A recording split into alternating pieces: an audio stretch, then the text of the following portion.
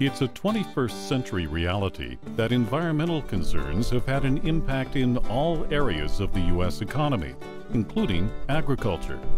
Environmental awareness has created increased consumer interest in locally grown, sustainable food production. While advances in technology continue to improve farming productivity and efficiency, it still requires a large amount of two very precious natural resources, water and land. However, there is a sustainable, financially viable food production system that utilizes approximately 2% of the water use of a conventional farm. This system combines fish farming and hydroponics to create a symbiotic environment known as aquaponics.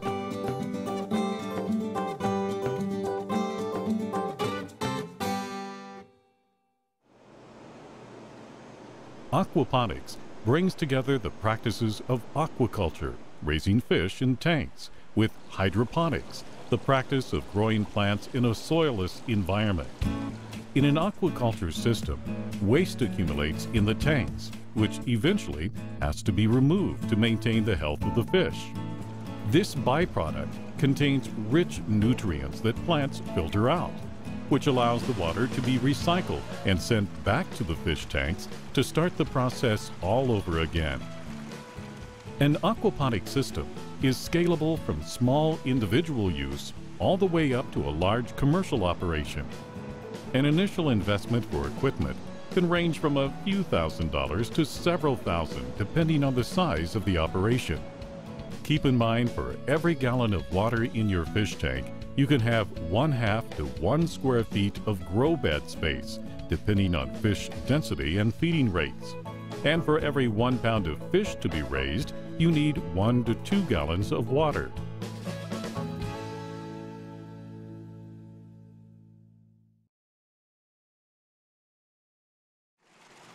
The fish farming aspect of aquaponics is based on the eco-friendly recirculating aquaculture system. A recirculating system is an indoor system that allows for careful control of the fish's environment year-round. While there are economic advantages of not being affected by the outside elements, there is a higher initial investment of equipment than there would be for cage or pond farming. In the recirculating system, all proper fish husbandry practices apply. Water quality needs to be maintained and carefully monitored. Consistent testing of water quality is a must to keep the fish healthy and disease-free. Access to water and reliable electricity is crucial for success. Even though the water is being recirculated, runoff and evaporation will occur, and the water supply will need to be occasionally replenished. Electricity or some sort of power is necessary to keep the fish tank at the ideal temperature and run pumps to circulate water back between tanks. This type of optimal condition allows for a fast-growing stock that is less susceptible to disease, but regular observation is still an important factor in maintaining fish health. Any behavioral changes, particularly during feeding, is an indicator of problems. The feed you use will be determined by the type of species you choose to raise. But whichever feed you select, it must provide a complete diet and be of the floating variety. An auto or demand feeder is frequently used in the recirculating environment. Even though the feeding process is automated, you still want to be present to observe feeding behavior. Tilapia is the most common species raised in the recirculating system because of its large size, rapid growth, high densities, and hardiness. Perch, hybrid striped bass, trout, and catfish are also known to do well in the tank environment. Each species of fish is going to have their own set of guidelines for proper feed amounts. Harvesting the fish will be determined by the individual species' growth cycle. Be sure to practice proper fish handling in the harvesting and transportation of the fish to the market. For additional guidance, watch this online video or contact your local county extension office for additional guidance.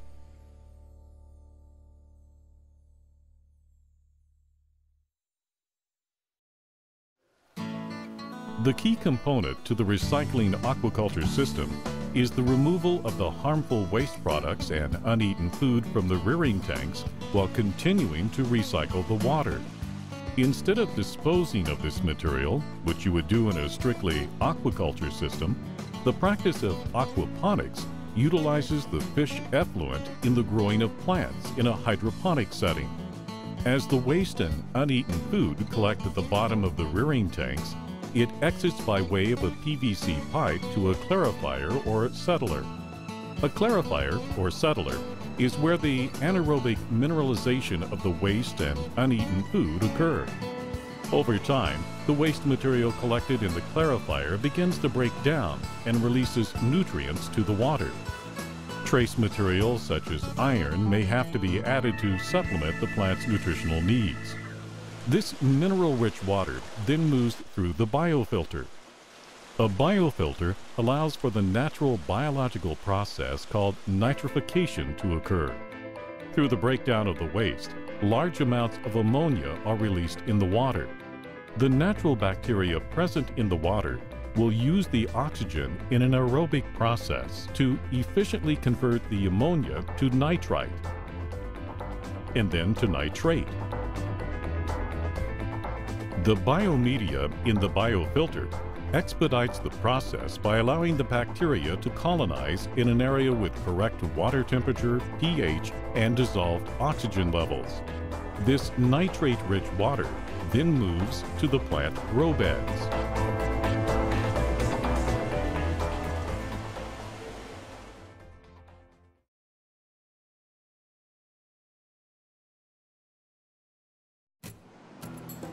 The grow beds can be a soilless environment, or they may be using a growing medium like perlite or ceramic stones. The plant's roots are immersed in the water, absorbing the rich nutrients while simultaneously filtering out the nitrogenous compounds that are toxic to the fish.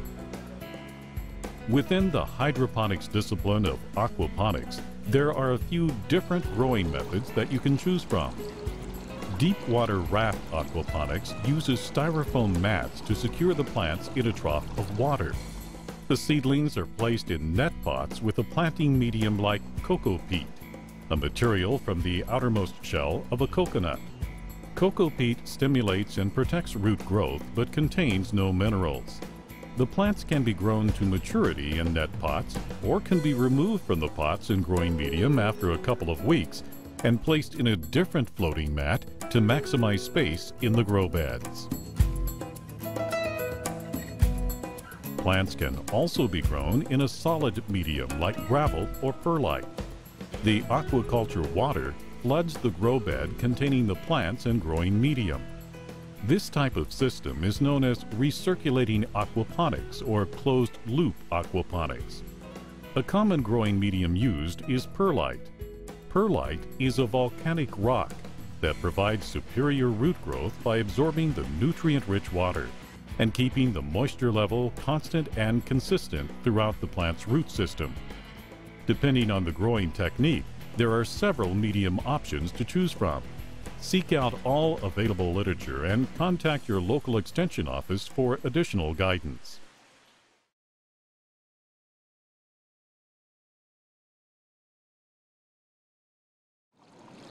Water is only half the equation when it comes to plant growth. The other, of course, is light. Your lighting needs will depend on the location of your aquaponic system. In the Midwest, where systems are indoors, artificial lights will be necessary. There are several types of lights that can be used depending on the budget and application. High-output fluorescents are commonly used grow lights. It's a cost-effective option with the added benefit of having a low heat output. This allows for very close light placement, which provides for maximum plant growth. LED grow lights, while much more expensive than fluorescent, usually 2 to 3 times the cost, are more power efficient, have longer lasting bulbs, and have the flexibility of adjusting the light spectrum. Red light is more desirable for budding plants, while blue light works better for vegetative growth. It's possible to mitigate the cost of LED lights by installing a track system above the grow beds. and reducing the number of light fixtures needed. Obviously, there's a trade-off. The growth rate of plants under a constant source of light will be faster than a grow bed utilizing the track system. Metal halide lights are also used in an aquaponic system.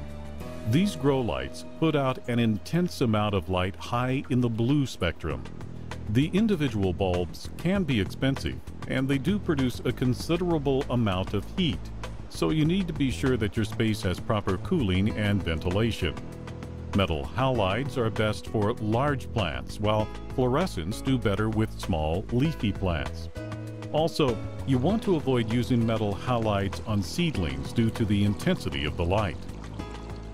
Grow lights can be used as a sole source of light or combined with natural light in a greenhouse environment. A greenhouse provides economic advantages by reducing the amount of artificial light required.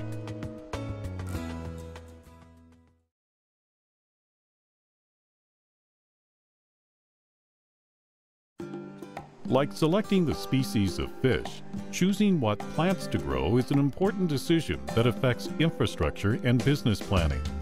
Leafy greens like lettuce and cabbage, and herbs like basil and oregano do well in an aquaponic system, but any common garden vegetable can be grown.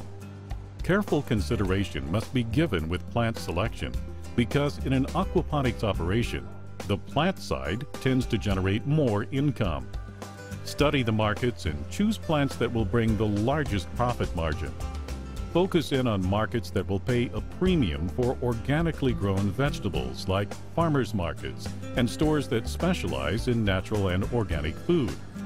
Packaging your own product is also an option. For more information on plants, seek out additional literature and contact your local extension office for guidance.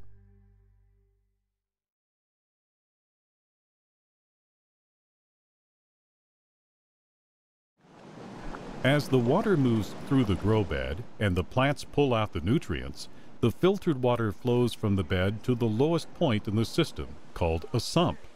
From there, the water is pumped back into the rearing tanks and the cycle continues. Some micronutrients such as iron and magnesium may need to be added to the system to ensure plant health.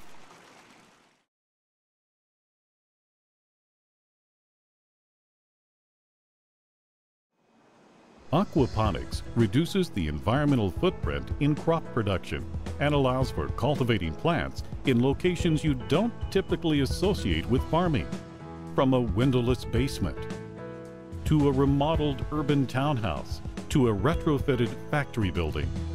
As long as there is access to electricity and water, fish and crops can be raised in this indoor, eco-friendly, symbiotic environment.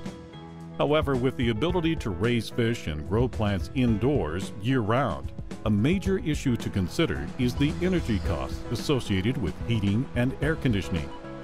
HVAC is one of the biggest expenses in an aquaponics operation. Making sure the building is well insulated will cut down on this cost. Water temperature needs to be maintained for the health of the fish, and room temperature needs to be regulated for plant growth. Each aquaponic system can be designed to maximize the use of available space. A room with high ceilings can allow for the stacking of grow beds. This will require more pumps and plumbing, but the investment will allow for more plant production. Utilizing natural light from existing windows in an old factory building can also help by reducing artificial lighting costs. With careful planning and caretaking, aquaponics can not only be an eco-friendly, sustainable food production system, but a profitable business with significant growth potential. This video has provided an introduction into aquaponics.